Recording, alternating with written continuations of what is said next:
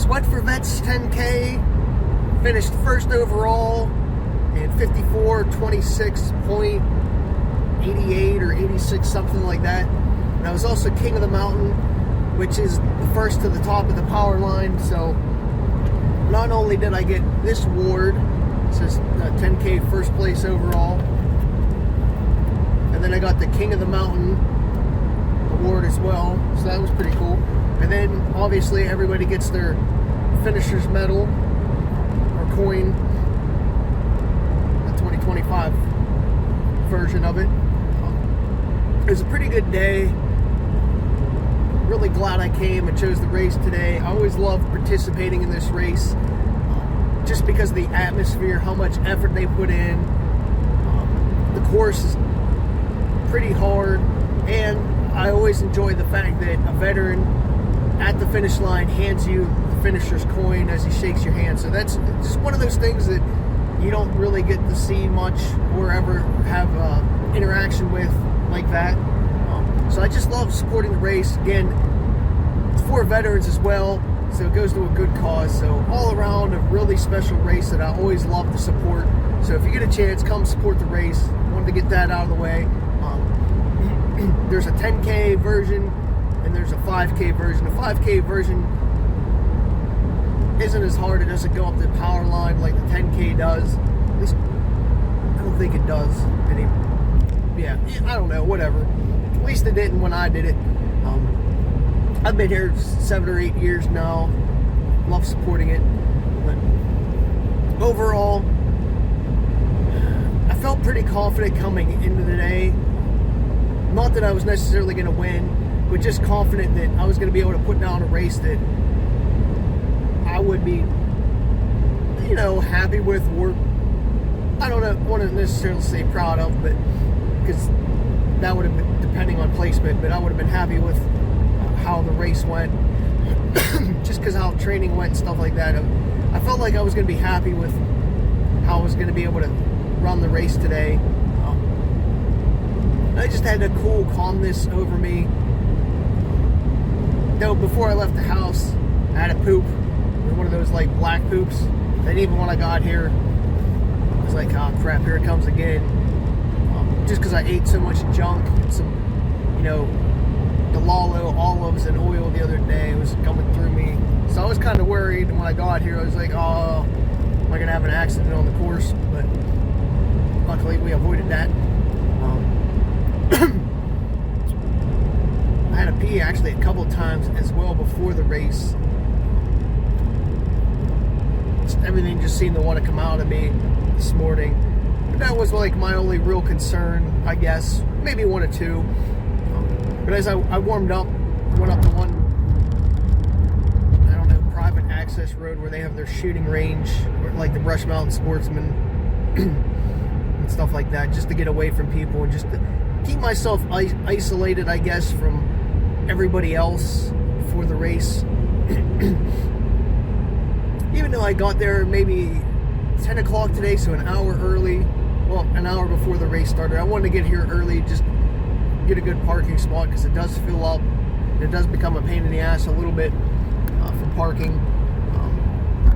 But I got plenty of sleep last night. I kept waking up because I was actually wide awake, and the clocks turned back last night, so I got that extra hour as well. So I probably got about 7.5, 8 hours of sleep, which is hugely unusual. If you know me, I only ever get 5 or 6, and you hear me talk about that all the time, at the very most. So getting 7.5, 8 hours of solid sleep is unheard of for me. So that really probably factored into my performance today, because my body was rested. As I said, I woke up even before my alarm, just ready to go. Got my music blaring on the way up here, getting the adrenaline flowing, the blood flowing, and waking up. So overall, like I said, I was confident coming in, and even on the way up, I was a little bit calm and cool, collected, confident, just because how things were going in the morning, except for the poop stuff. And just how training has been going over the last few weeks and how a race has been going. I'm very happy with the trajectory of how things have been going for me overall. Maybe not necessarily week to week, but anyway,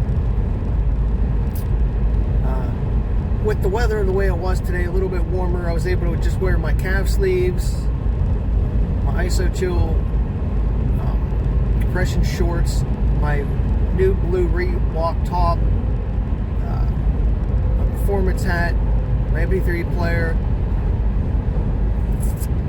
Oh, I took my naked belt with 9 ounces of water, because I figured that way I didn't have to play around in an aid station. I could drink it whenever I wanted to during the race. Let's see. Oh, and I had my gaiters, my Ultra Dam gaiters on my old Cohesion TR Trail hybrid shoes. That was my second concern. As you heard me say, I had like 1 or 2 concerns. That was my second concern, is how the shoes were actually going to hold up, because they are a little bit beat up and worn out. So even the fronts, that little rubber tab, you know, the very end of your shoe, like that was pulling apart. So they are a little bit beat up. I was kind of worried that, as bad as they are and worn a little bit, that if they're going to have any like juice and cushion left in them during the race. So that, you know, did have me thinking a little bit, but I figured it was a trail race, so I really didn't need as much juice per se for speed, even though there is a couple miles of road in this race. Yeah, in the starting line, I looked around, I was like, definitely think I can get a top 3, and I think if I have an A race or a good day, I can finish first or worst second. One of my buddies, he started in the middle. He sort of disappeared. I did wet myself down before the start of the race, dumped water in my hat, on my arms, down my back and shirt, just to stay cool, because I knew it was going to get hot. And being out in the sun and running those power lines, I was going to get overheated and redline a little bit just from running up the hill, so I needed to make sure I was wet going in. I always like to have myself moist, so I keep my body a little bit cooler than if I started out dry. So another strategic thing that I did definitely helped. I definitely stayed a lot cooler even when the sun was out in the open. Well, you're pretty much open the whole time, but either way, it helped me stay a lot cooler. So definitely a smart thing to do on my behalf. So as we started, there was a group of like military guys or in shape guys, but I don't know if they're military or just like gym guys in a pack ready to run together. One guy took off. I was like, God damn it. I was like, why do you have to do, like, thinking to myself, I was like, why do you have to do that? Because my plan wasn't to get necessarily as hard that first mile before we hit the power line. I just wanted to use that first mile of road to do like a warm-up. Then that guy took off, and I'm just like, all right, now you got the blood flowing, let's get this on.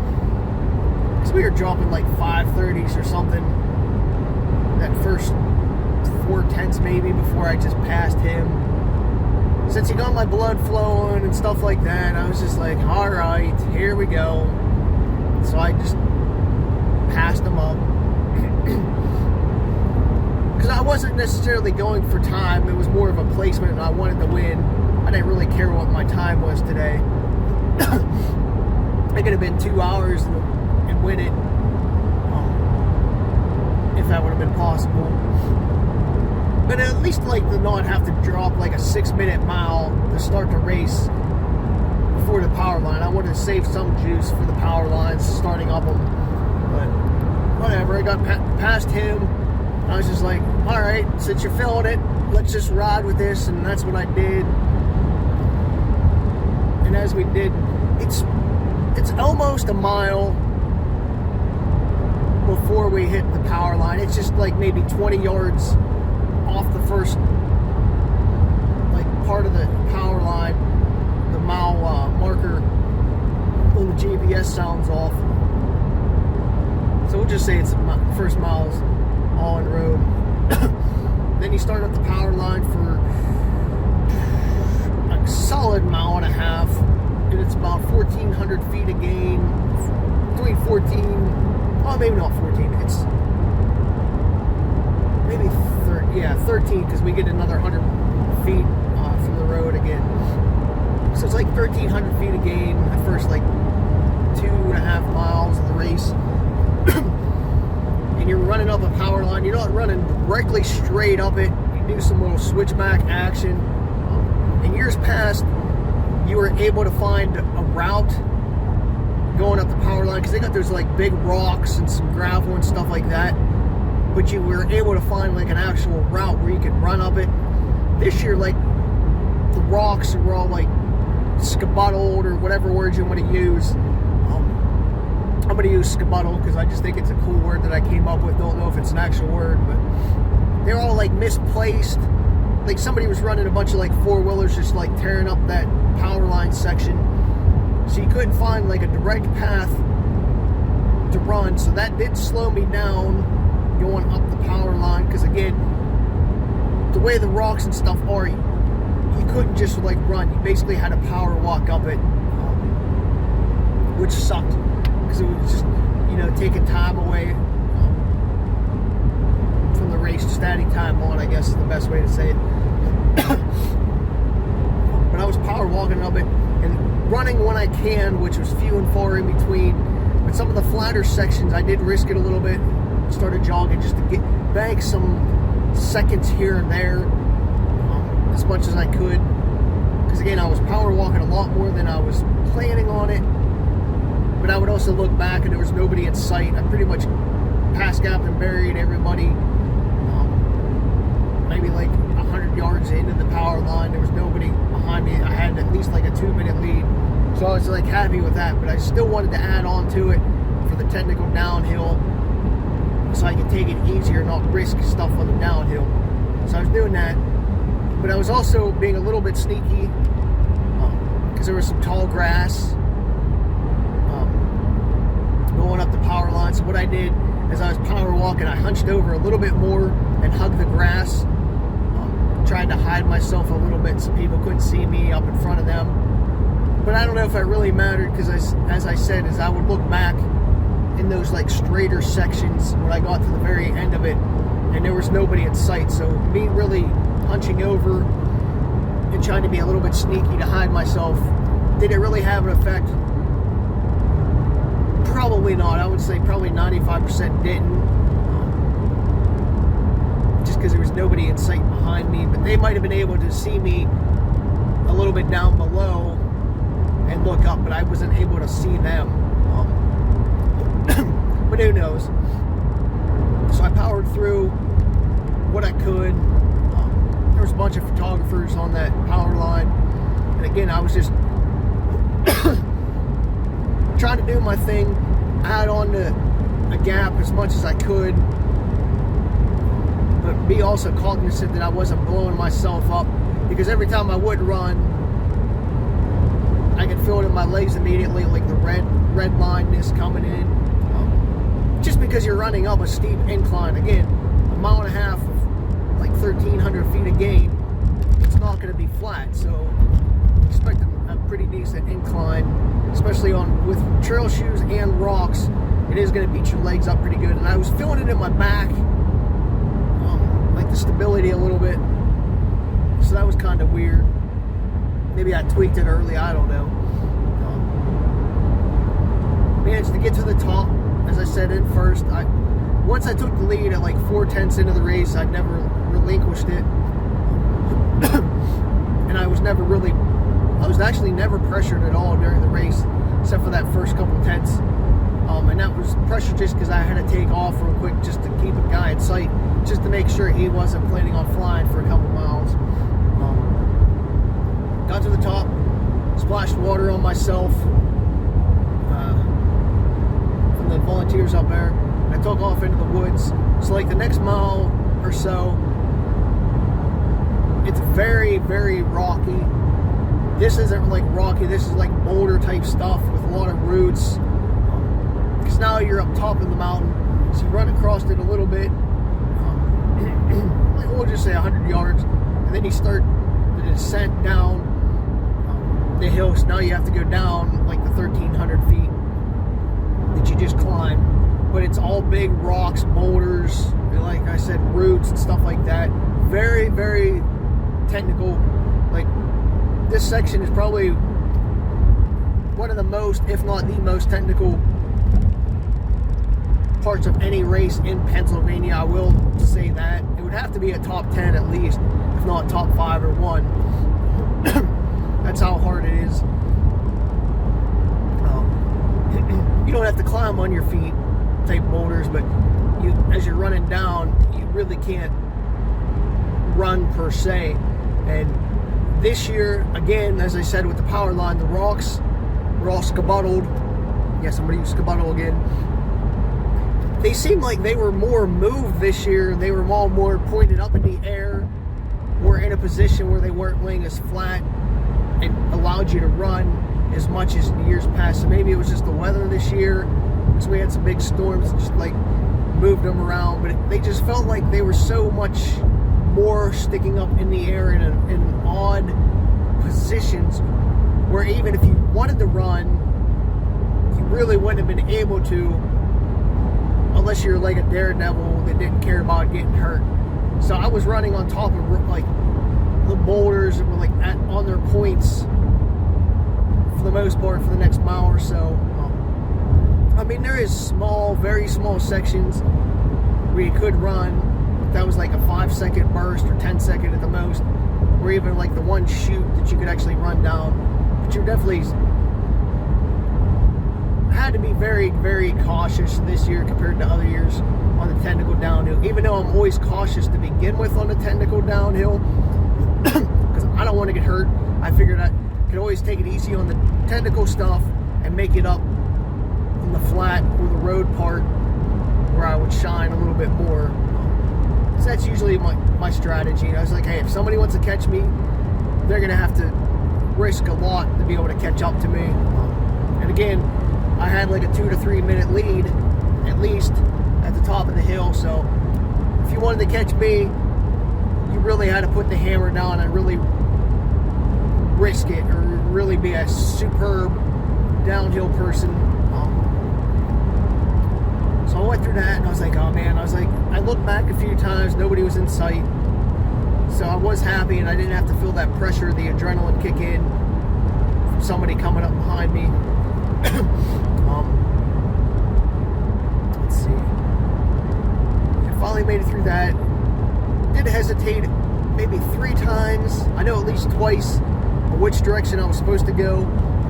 Because as you're watching your footing, you have to make sure, if you're going to the left or right. There was plenty of orange arrows on the rocks, and there was some flagging, and even had some smiley faces as well. There was also a couple logs on the trail. So, again, very technical, but I managed to pull through it. Since I was going slower, I was able to recover a lot. I would say almost 95 to 99% recovered from just slowing down on the pace, like from the uphill and stuff like that. So by the time we bottomed, I don't want to say bottomed out, but bottomed out of the technical part, all of a sudden, I was like, bam! It was like pure magic. It's the best way to explain it. You're running on like the side of a mountain for maybe 3/10, but it's not technical. It's just little jaggedy bushes and stuff like that. But you can very much turn it on and turn and burn. But as soon as I bottomed out in that technical part, the one guy was like, I even said to the one volunteer there, I was like, man, I don't remember it being as rocky as before. Or I think it got rockier. I forget which one it was. It said something about the rocks, but as soon as I made that right-hand turn and started running on that side of the hill, it's like a tram road type thing, or like a game lands type road. You know what I'm talking about. I just felt like that burst of energy, like magical burst. I was like, it's fucking on now. Like, I was like, right now, I was like, there is no stopping you from from here on out from winning this race. Like, I was just like 100% pure confident, and like my body just sort of just took over. My legs were just like, we got this. We're running the race. It's like, you don't have to worry about it. We're taking it over. So I was dropping like sixes the rest of the race without effort. So we pop out like, say, a little, well, maybe like 40% of the climb that we go up, and then we have to go down the rest of the climb that we go up. And I was just flying down that. I was like, this is awesome. I was like, again, still pure magic, and I was like, I can't believe this is happening right now. Like, we were just on a roll, we'll put it that way. And then get to the bottom of it, because I was just flying, having a good time, riding that runner's high, letting my legs do its thing. I hit the road at the bottom and make the right to go out to the other turnaround, which is probably, I don't know, maybe a half mile or something like that. If I sat and thought about it, I could figure it out. But we only had like 100 feet of gain that go from there. But I laid down like 6 6:05s the rest of the race, which is like 2.5 miles. And that was with ease. Like, even the incline part going out to the out and back, I was just like, man, this just feels so easy right now. You just feel so good. I was like, what is up? Get to the turnaround, high five the one volunteer out there, the veteran. Well, I did actually, before I forget, at the bottom of the hill, before we hit the road, I did splash water on myself at that aid station there as I was running out. And I looked at my watch. I had a solid 2-minute lead at the turnaround. I was like, oh man, you got this. No, all you got's like 1.5 miles left. 2 minutes is like, this is yours. And then my buddy was behind him by like 20 seconds, and I even said something to him. I was like, you can hunt him down, go get him. And he ended up actually catching him, because he had his head down and looked sad. But yeah, I had that 2 minute there. Once I hit that turnaround, I continued on with that like 6:05 like pace, and I was just running that wave. Like, but years before or years past, I was like burning up, redlining there, trying to finish out the race. But with my fitness right now, I was just like, man, this is just so much fun. It's so easy. That last 1.5 miles, dropping that pace, I just knew I was banking more time from everybody else behind me. I only passed maybe 8 people on the road, give or take 1 or 2, until we got to that aid station again, the bottom of the hill. Splashed water on me as I came keep going towards the finish line, that last mile. And then once we turned in the left, come into the backside, I was just flying. I looked back, and there was absolutely nobody in sight once I came off the road. I was like, this is awesome. And I was like, right now you're going to beat last year's time easily that you put down. So I did relax a little bit mentally, but I was still putting down that awesome pace. I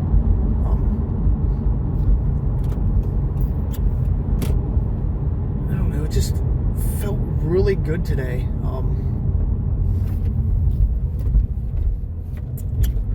Yeah, so I kept the pace up through the woods, was running hard, and then as I saw like the finish line and stuff come into view,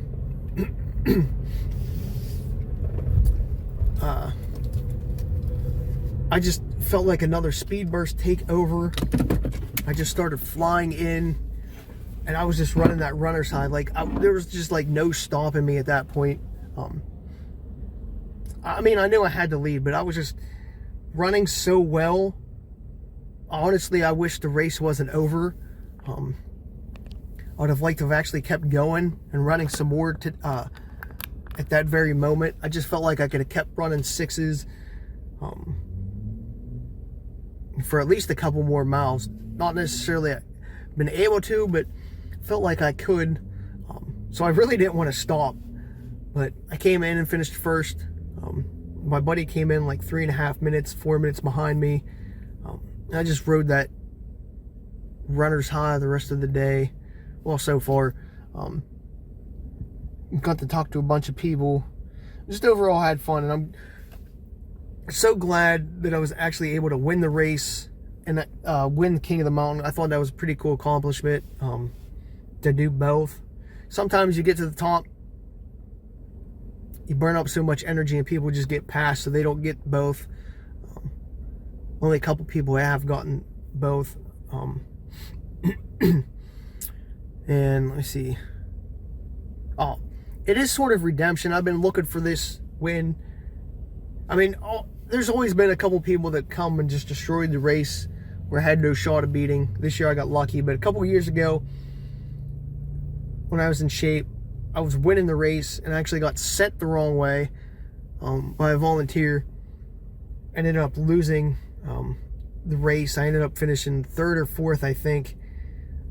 I was so pissed because I was trying to get myself back into it, but at that point in time, I think it was like the old course. I think it was the last year before they switched it. I just didn't have enough time left to catch back up to people, and they even said that there was no way that they would have finished ahead of me because I had such a lead on them if I didn't get sent the wrong way. But what can you do at that point in time? So I finally got redemption, was able to win the race, so very happy with that. I think this is number 6 race in a row that I've won. So a little winning streak, unexpected, but I've had a pretty good fall race season coming in the winter. So hopefully I can keep it up, at least have some good races, even if I don't win them. Just figuring things out this year really helped a lot. So I'm looking forward to what I can do and bank on each race to keep improving. So got it done. I think that's a pretty good recap. I'm very excited about it. Except I got my facial hair going for No Shave November, so I gotta figure out what I want to do with that. But try for Vets 10K. Woo! Yeah, finally got it done. I won the 5K. I don't know how many years ago. Actually doubled up that. I think that was the same year that I got sent the wrong way, to be honest with you. I won the 5K. That was when you could do the 5K and then run the 10K as well. But now, time-wise, you can't do it. Yeah, the 5K started before. But now that it doesn't, you have to pick one or the other. But I doubled up that year. I'm almost positive that's the year that I got sent the wrong way. The year that I won the 5K, because I was like, I'm going to take home both, and then I got sent the wrong way. But whatever. Got it done.